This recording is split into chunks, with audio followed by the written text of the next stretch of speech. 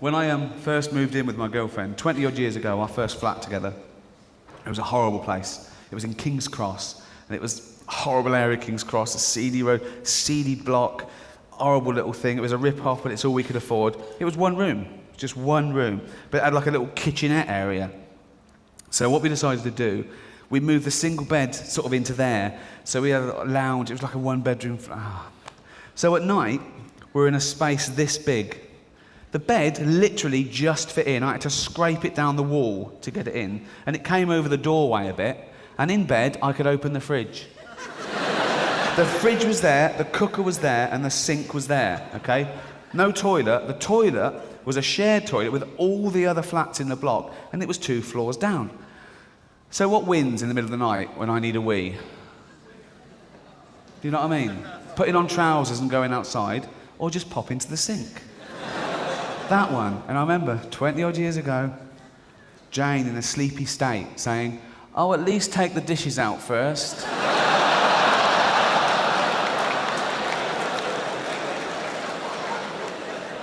I didn't. I used to get hold of the bottom plate and lift them all up and wee straight down the plug hole. You've been fantastic. Thank you so much. Thank you.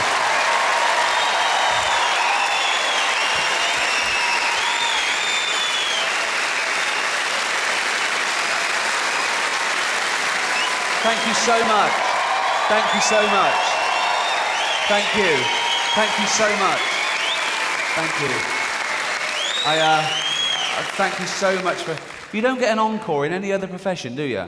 If a builder does a good job and he leaves, you go, "Come back." "What? Come back." "What? All right." Good job I left a bit. I was talking about rumour and gossip and stuff, and I don't buy into it. I read something about someone, I go, "Well, that's interesting," and I think it might not be true. And so I never pass it on. I never pass on sort of small talk and gossip. But I witnessed this, so I think I can share this with you. Me and my girlfriend went along to the final 6 of the X Factor last year. And it's in a studio in Wembley. And we got there, and we were greeted by this bloke with a sort of headset and a clipboard. He went, "Hi, Ricky, thanks for coming. There's some other celebrities in." "Oh, for fuck's sake." I said, can I just go right at the back?" He went, "Yeah, sure." Went at the back with the other celebrities. So it was fine. We were right at the back with my girlfriend there, me was there. About a yard away, Chris Tarrant and his daughter, and in front of them, Aldo Zilli, the chef, and his wife. And they stand you up when each act comes on, and you clap, and that's it. But I don't know if Chris and Aldo had met before that evening, but they were getting on like a house on fire. They were, honestly, Aldo kept looking round, Chris was making him laugh, they were having a laugh, they were standing up, they were dancing along. Chris had his best sort of lilac jacket on, he's pushed it right up to the elbows like that. Yeah. And Ben did a Joe Cocker number, and Chris was sort of doing the actions, and Aldo was turning around and laughing. They were, oh, bless them. And it really is live. So in the ad break, nothing happens really. The judges get powdered, well, Simon does, and the warm-up man was going into the audience, keeping them amused. And on the night I was there, he probably does it every week, but he was saying, "Has anyone got any questions for the judges?" And he went, "Little girl there with her hand up. How old are you, darling?" "7. What's your name?" "Sarah." "What's your question?" "For Simon." "Simon, why do you smoke?" "Good question." "Yes, Simon, why do you smoke?" They was going, "Why do you smoke?" And Simon went, "Smoking's good for you, dear." And they went, "Oh, God." Oh. He went, "Back in 3, 2, 1. Okay. Next ad break, he goes, "Lady there with her hand up. What's your name?" "Emma." "Where are you from?" "Essex."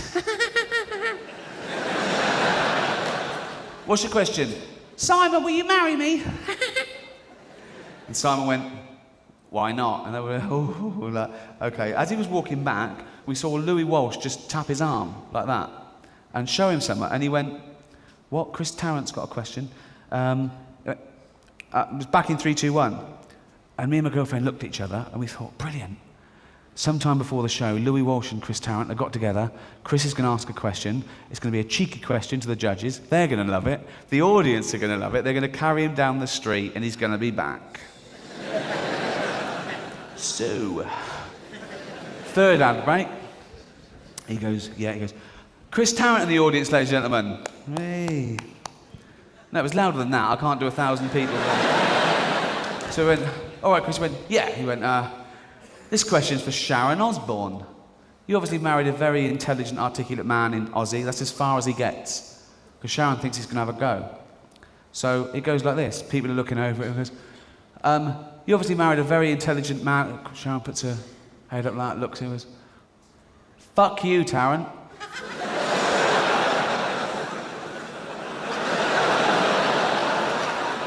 Everyone went, what? He went, no, listen. No wonder your wife left you, cunt. I was like this. Kids looking at their mum. What did she called him a silly biscuit. That means a silly biscuit. Does it? Cunt? No, it doesn't mean that. Don't say that word. It doesn't mean biscuit. Don't. And Louis is going, no, Sharon, don't. You go, no, fuck him. He's going, fucking they're back and forth. And we think it must have been Louis' idea, because he was going, I'm sorry. Like that, right?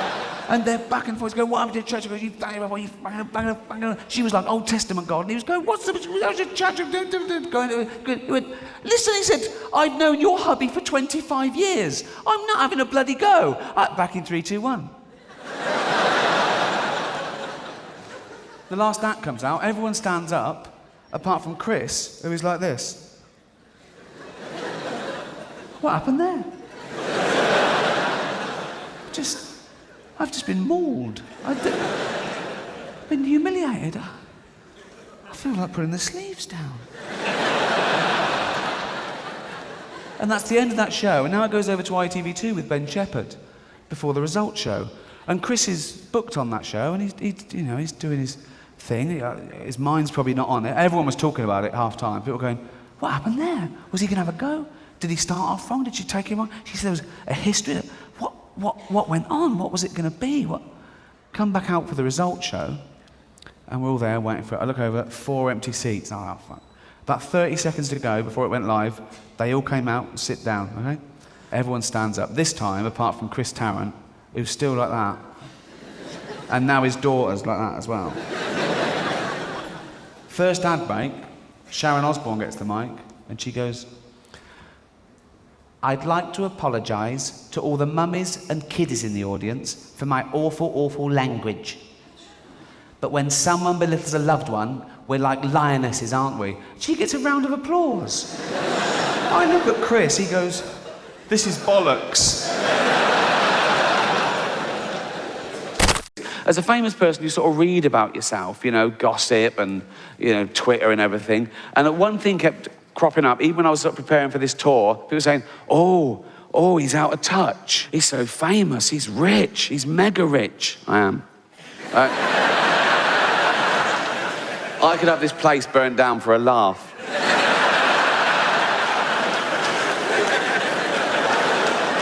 No, but they say things like, he's an observational comedian. How can he say things that relate to ordinary scum? And I say, don't call them scum, right? But even the papers, they try and get around to it. I do interviews, and they'll always be able to say, do you always fly first class? I go, no, often private. Right? And the number of times I've answered this question, right? They say, do you know how much a pint of milk is? It was meant to make you look out of touch, and I don't know, but that's irrelevant, right? Next time a journalist asks me that, I'm going to say, I don't know, mate, but here's £1,000. Run and get me one, will you? Is that enough? Is that enough? Yeah. Another question that I always get, particularly with the posh papers, the Sundays, they're doing a profile piece, and they're still trying to alienate you and make you look different, right? And they always say things like, no, you don't have children. I say, no. I say, why don't you have children? Which is a really odd question to ask someone, why don't you have children? As opposed to asking people, why do you have children, right? Let's ask the fat lady in the leggings why she's had 8, shall we? 9, that one just fell out. That one didn't even touch the sides or disturb a cigarette. That one just, boom. Go and claim for that. 9 People say, oh, it's selfish to not have children. How can it be selfish to not bring a life into the world that doesn't exist on any level? It's not as a long sort of cabinet full of potential ghost fetuses going, we want to be born, right? But I've thought about it, and there's 3 reasons I don't have children, okay? 3 main reasons I don't have children, and I'll share them with you. Okay, here they go. 3 reasons, right? 1, there's millions. The world's overpopulated. No one's sitting around going, oh, Rick's not having kids, we're going to run out. 2, kids are scroungers, aren't they? I mean, from day 1, it's all me, isn't it? Feed me, clothe me, pay for my chemotherapy.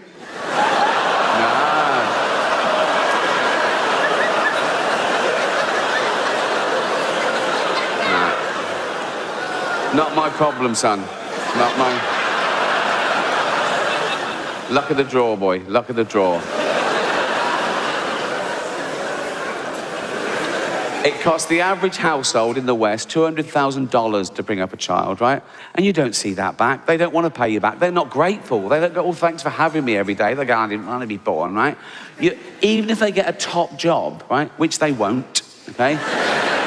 You'll never see that money back, right? They just put you in a home, okay? And my kid, he'd be born into ridiculous wealth, wouldn't he? So, he'd be a little cunt.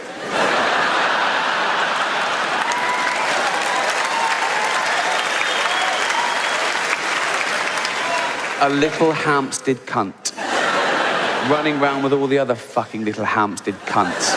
Being all Hampstead and cunty. I'm a little Hampstead cunt. Yes, I know, yeah. These are my little cunty friends. Yeah, I know, it's obvious. Well, I can tell from your little fucking cunty hats that you're little Hampstead cunts, you little posh Hampstead. And on the one hand, he'd know he was a little fucking Hampstead cunt. I'm a little Hampstead cunt. Yes, we know, everyone knows, right? He'd know that, right? And on the other hand, he'd know that he could never live up to being as brilliant as his dad, right?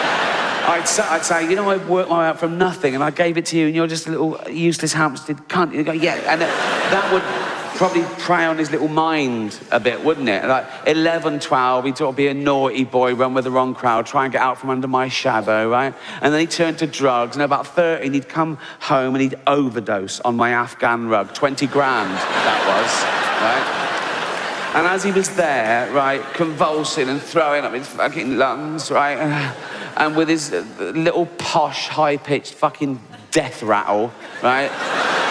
His little fucking dying words, he'd go, do you love me now, Daddy? No, I never did, and that's why you're never going to be born, you useless fucking junkie Hampstead cunt.